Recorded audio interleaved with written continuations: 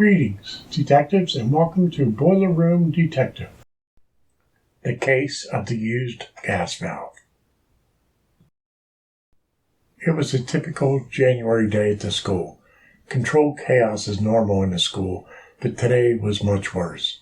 Early that morning, the kitchen staff called the maintenance department to let them know the water heater wasn't working for the kitchen. The maintenance department sent a technician who diagnosed the problem as a defective gas valve. The tech checked his truck and found a used gas valve removed from another location. He replaced the faulty valve with the used one and made a note to order a new replacement valve. Shortly after noon, the water heater exploded. The explosion was so severe it lifted the roof off the kitchen and dropped it back down. In the aftermath, 6 students and a teacher died. 34 others were injured. When I read about accidents like this, it sickens me because these catastrophes can be avoided by simply doing maintenance. What happened in this instance? The maintenance department technician thought he was doing a favor by replacing the defective gas valve with a used one so they could get hot water right away. Many techs remove parts from old boiler and water heaters that can be reused on other equipment. I have done it myself many times. The tech didn't realize that the used gas valve did not seal and gas leaked into the water heater. Shortly after noon, the gas inside the water heater ignited and exploded, sending concrete, pipe, and glass onto the 60 people in the cafeteria. When I read about this accident, I decided never to reuse a gas valve or flame safeguard and instructed my techs to get rid of any used ones in their trucks. Of course, they balked at this, but this was the right thing to do.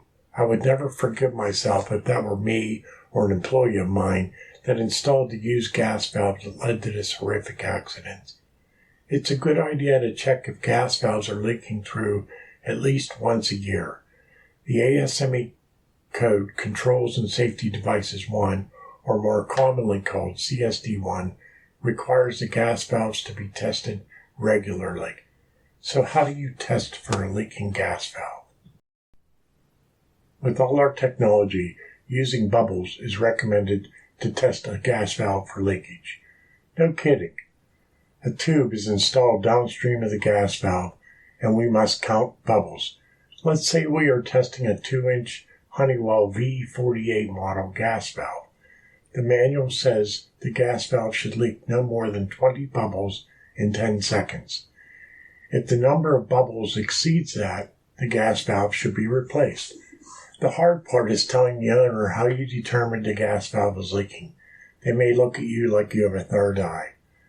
My lesson in this case is never to reinstall a used gas valve.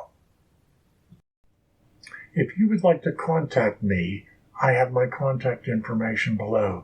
This includes my cell and the 2 websites that I publish. This is all the books I've written so far. I have 11 books on boilers, and they are available on Amazon.com.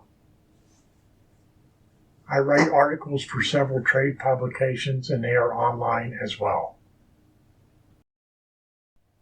Thanks for stopping by Boiler Room Detective, and I hope to see you on the next case.